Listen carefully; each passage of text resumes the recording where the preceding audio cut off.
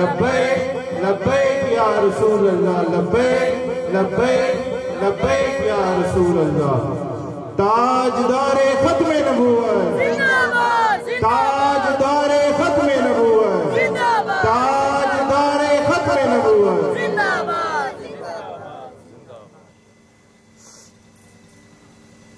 الحمدللہ الحمدللہ نحمده ونستعینه ونستغفره ونؤمن به ونتوکل علیہ ونعوذ باللہ من شرور انفسنا ومن سیئات اعمالنا من يهده الله فلا مضل له ومن يضلله فلا هادي له ونشهد أن لا إله إلا الله وحده لا شريك له ونشهد أن سيدنا محمدا عبده ورسوله أما بعد فأعوذ بالله من الشيطان الرجيم بسم الله الرحمن الرحيم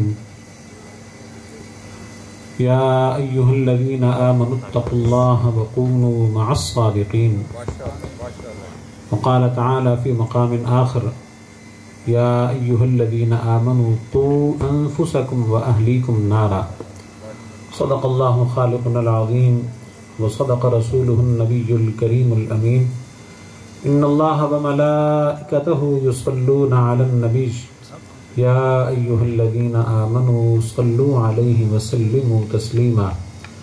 تمامی حضرات مل کر پڑھیے الصلاة والسلام عليك يا سيدي يا رسول الله وعلى آلك وأصحابك يا سيدي يا حبيب الله۔ الصلاة والسلام عليك يا سيدي يا رسول الله وعلى آلك وأصحابك يا سيدي يا حبيب الله۔ مولاي صل وسلم دائما أبدا على حبيبك خير الخلق كلهم يا رب بالمصطفى بلغ مقاصدنا واغفر لنا ما مضى يا واسع الكرم۔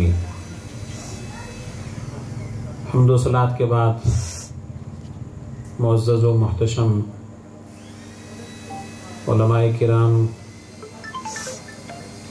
میرے بزرگوں، میرے دوستوں، میرے بھائیوں، نوجوانوں، بچوں، السلام علیکم ورحمۃ اللہ وبرکاتہ۔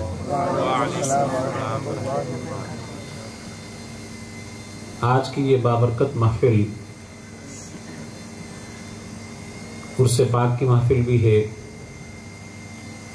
اور چودھری صاحبان کے والدین کریمین کے ایصال ثواب کے لیے ان کی سالانہ برسی کا ختم پاک کا سلسلہ بھی ہے۔ اللہ تعالی ہم سب کی حاضری قبول فرماتے ہوئے ہمیں نیک لوگوں کی راہوں پر چلنے کی توفیق عطا فرمائے۔ اس محفل پاک میں تقریباً ہر سال حاضری ہوتی ہے، شاید ہی کوئی سال رہ گیا ہو۔ ہمیں ہمیشہ اپنی اصلاح کے لیے کوشش کرنی چاہیے، اپنی آخرت کی بہتری کے لیے، اپنی دنیا کی بہتری کے لیے۔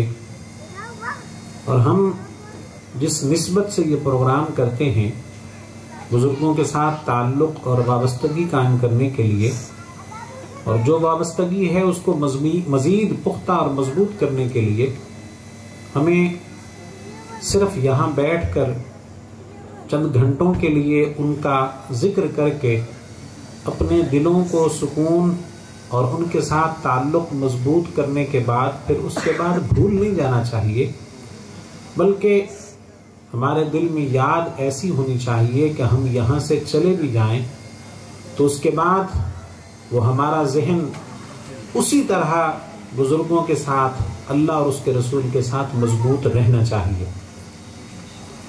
قرآن مجید فرقان حمید کی آیت پاک میں نے تلاوت کی۔ رب ذوالجلال نے ارشاد فرمایا یا ایھا الذین آمنوا اتقوا اللہ وکونوا مع الصادقین، اے ایمان والو اللہ سے ڈرو اور سچوں کے ساتھی ہو جاؤ۔ تقوی کیا ہے؟ رب کا خوف، رب کا ڈر دل میں کیسا ہونا چاہیے؟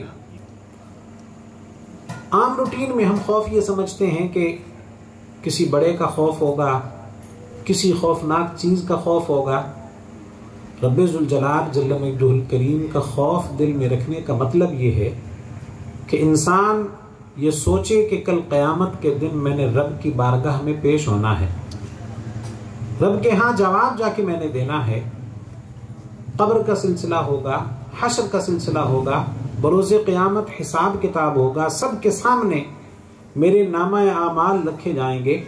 اس وقت انسان کے دل میں یہ خوف پیدا ہونا چاہیے کہ جیسے آج میں اپنی بے عزتی نہیں چاہتا، آج میں دنیا میں ذلت نہیں چاہتا، آج یہ نہیں چاہتا کہ میرا کوئی عیب کسی کے سامنے ظاہر ہو اور لوگوں کے سامنے میری رسوائی ہو، میری عزت جو ہے اس کو مجروح کیا جائے۔ جب انسان دنیا میں یہ ڈرتا ہے، یہ خوف رکھتا ہے، عام لوگوں سے یہ ڈرتا ہے، تو پھر ہونا تو یہ چاہیے۔ رب ذوالجلال جل مجدہ الکریم نے جیسے ارشاد فرمایا یخشون الناس کخشیۃ اللہ واشد خشیہ، یہ تو عام لوگوں کا، منافقوں کا، دیگر کا کام ہے کہ وہ لوگوں سے ایسے ڈرتے ہیں جیسے رب سے ڈرنا چاہیے۔ حالانکہ خوف تو انسان کے دل میں رب کا ہونا چاہیے۔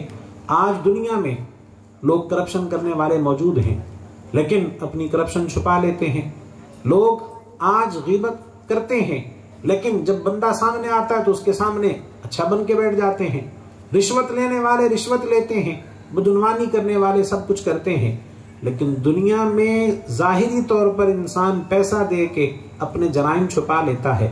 دنیا کے اندر انسان کسی نہ کسی طریقے سے لوگوں سے چھپ جاتا ہے، کمرہ بند کر کے بیٹھ جائے تو سمجھے گا کہ اور مجھے کوئی نہیں دیکھ رہا، موبائل ہاتھ میں ہے، اس کو سیکورٹی لاک لگا کے لوگ سمجھتے ہیں کہ میرے موبائل کے اندرون تک کوئی پہنچ نہیں سکتا، لیکن بروز قیامت تو ایسا نہیں ہوگا۔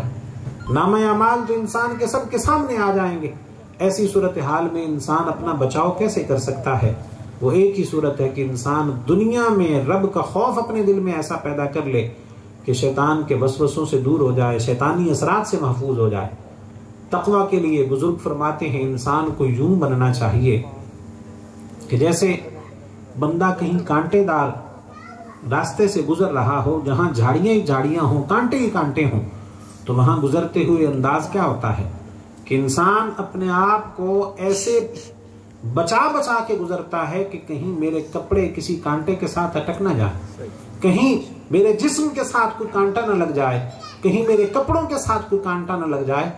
جیسے دنیا سے کسی جھاڑی دار علاقے سے، کسی جھاڑی دار راستے سے گزرتے ہوئے اپنے آپ کو وہ کانٹوں سے بچاتا ہے، ایسے ہی دنیا میں رہتے ہوئے دنیا کی رنگینیوں سے بچ کر، دنیا کے گناہوں سے بچ کر انسان جب گزر جاتا ہے تو سمجھے اسے اللہ نے تقویٰ کی دولت عطا فرمائی۔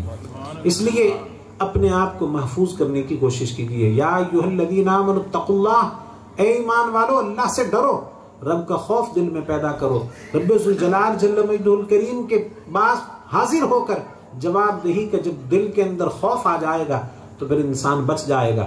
آج اگر کسی کو پتا ہو کہ کیمرے کی آنکھ مجھے دیکھ رہی ہے، وہ حرکت نہیں کرتا، وہ دو نمبری نہیں کرتا، اسے پتا ہے کہ ریکارڈنگ ہو رہی ہے، کل کو میری گرفت ہو سکتی ہے۔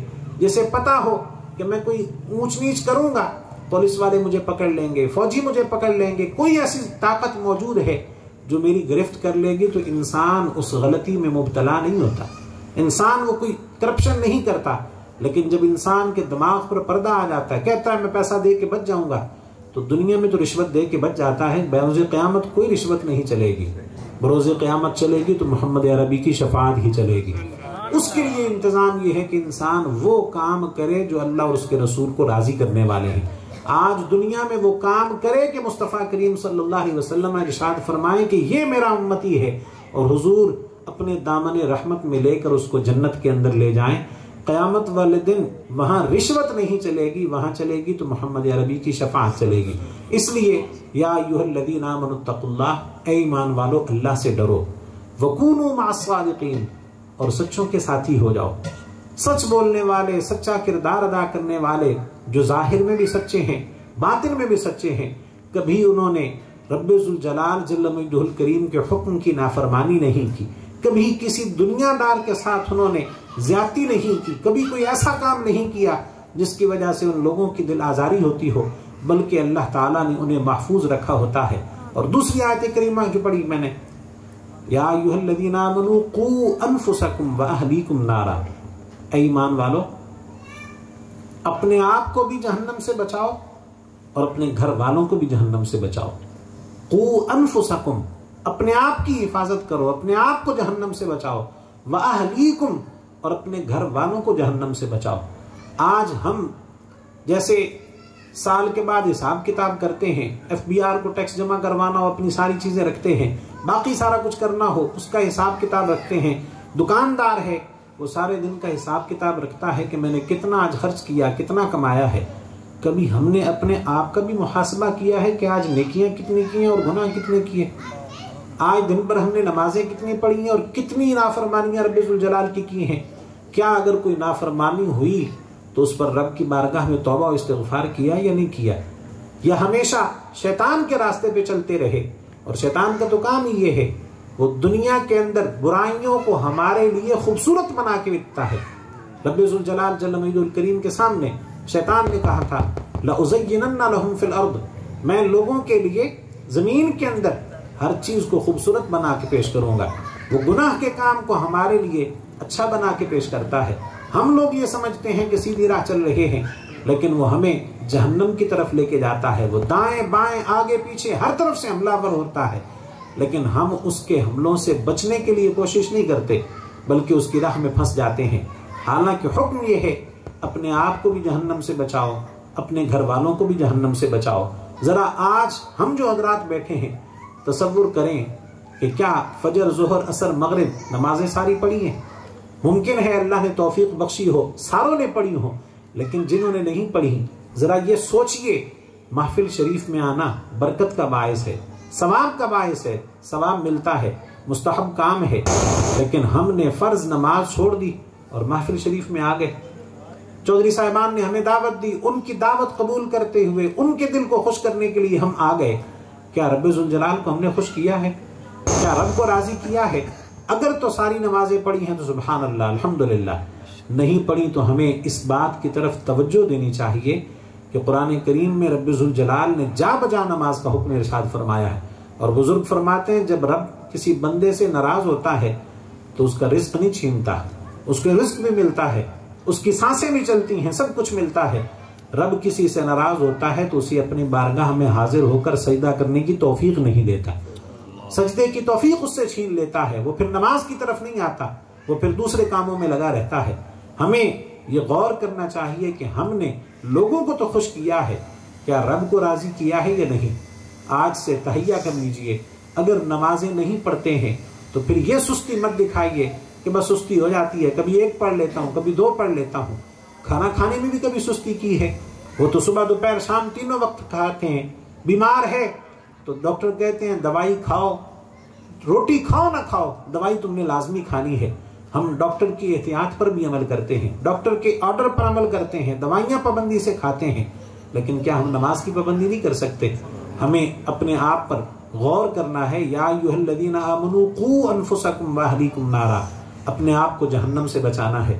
اور بزرگ مثال دیا کرتے ہیں، اساتذہ بتاتے ہیں، ذرا سوچئے آپ کا کوئی محبت کرنے والا ہو، آپ کو جس سے محبت ہے، آپ گھر میں موجود ہیں، اپنے بچوں کو لے لیجئے، گھر میں بیٹا لیٹا ہو، چارپائی پر بیڈ پر لیٹا ہے، خدا نخواستہ شارٹ سرکٹ ہو جاتا ہے، کہیں گھر میں آگ لگ جاتی ہے، بستر کو آگ لگ جاتی ہے، تو کیا آپ ایک دفعہ آواز دیں گے بیٹا اٹھ جاؤ، دوسری دفعہ آواز دیں گے بیٹا اٹھ جاؤ، تیسری دفعہ آواز دیں گے بیٹا اٹھ جاؤ؟ نہیں اٹھتا تو کہیں گے اچھا جلتا ہے تو جلتا رہے، میں جا رہا ہوں۔ کیا ایسا کبھی ہوا؟ آپ سے میں پوچھ رہا ہوں، گھر میں اگر خدا نخواستہ کسی کے گھر آگ لگ جائے، بیڈ روم میں آگ لگ جاتی ہے، بیڈ کو آگ لگ جاتی ہے، بچہ اس پر لیٹا ہوا ہے، گھر والے اس پر لیٹے ہوئے ہیں، تو کیا کبھی ایسا ہوا کہ آپ نے ایک دفعہ آواز دی ہو بیٹا اٹھ جاؤ، گھر والوں کو کہا ہو کہ اٹھ جائیے، ایک دفعہ کہا، دو دفعہ کہا، تین دفعہ کہا، نہیں اٹھتے تو آپ کہیں اچھا جلتے ہیں تو جلے، میں تو جا رہا ہوں؟ ایسا ہوتا ہے؟ کبھی نہیں ہوا۔ ہم ہمیشہ یہی کوشش کرتے ہیں کہ اس کو اٹھائیں تاکہ اس کی جان بچ جائے۔ اساتذہ فرماتے ہیں، بزرگ فرماتے ہیں، ذرا سوچئے اگر ہم ایک دنیا کی آگ سے اسے بچانے کی کوشش کرتے ہیں تو کیا جہنم کی آگ سے بچانے کی کوشش بھی کر رہے ہیں؟ کیا ہم اس کی وجہ سے جب وہ نماز ادا نہیں کرتا، فجر کے وقت میں سو رہا ہے، آپ چاہے خود نمازی ہیں، 5 وقت کی پابندی کرتے ہیں، لیکن گھر والے اگر نماز نہیں پڑھتے، اگر آپ کے بچے نماز نہیں پڑھتے، تو ایسی صورتحال میں کہیں اچھا میں نے اٹھایا تو تھا صبح، 1 دفعہ اٹھایا ہے، 2 دفعہ اٹھایا ہے، تیسری دفعہ اٹھاتے ہیں نہیں اٹھتا تو کہتے ہیں چلو سوئے رہیں، میں خود نماز پڑھنے کے لیے چلا جاتا ہوں۔ ایسا نہیں، رب نے دونوں حکم ارشاد فرمائے، یا ایھا الذین آمنوا قوا انفسکم واہلیکم نارا، خود بھی جہنم سے بچو اور اپنے گھر والوں کو بھی جہنم سے بچاؤ۔ آج ہمیں اپنے گھر والوں کی بھی اصلاح کی ضرورت ہے، اپنی خود کی بھی اصلاح کی ضرورت ہے۔ جہاں خود نماز کی پابندی کریں، اپنے گھر والوں کو بھی پابندی کروائیں، اور چھوٹے بچوں کو بھی نماز کی عادت ڈالیے۔ ہم لوگ کہتے ہیں اچھا بڑا ہوگا تو پڑھ لے گا، 100 سال 2 سال 5 سال 10 سال گزر جاتے ہیں، بچپن سے ہم نے کبھی ان کو عادت ڈالی نہیں ہوتی۔ ہونا تو یہ چاہیے، ماں نماز پڑھتی ہے، چھوٹا بچہ 2-4 سال کا ہو، ہوش سنبھالتا ہے، چاہے اسے نماز کا پتہ ہے یا نہیں پتہ، ماں سجدے میں جائے تو بیٹا بھی اس کے ساتھ سجدے میں جائے۔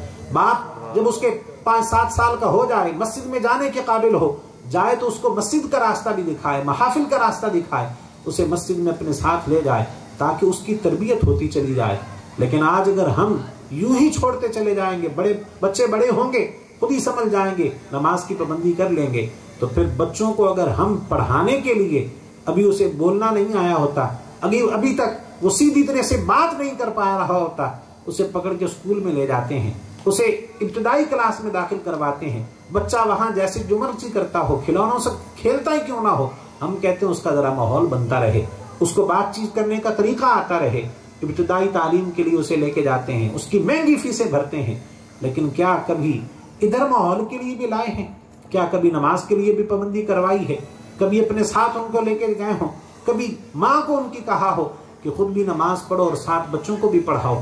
ہم یہاں سستی کا مظاہرہ کرتے ہیں، باقی سارے کام کروا لیں گے۔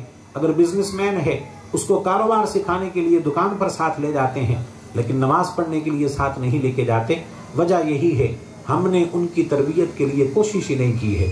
آج ہم دنیا میں بچوں کو تحفہ دینے کے لیے تو مہنگے مہنگے موبائل بھی لیتے ہیں، مہنگی مہنگی سواریاں لیتے ہیں، مہنگے مہنگی گاڑیاں لیتے ہیں تاکہ بچے خوش ہو جائیں۔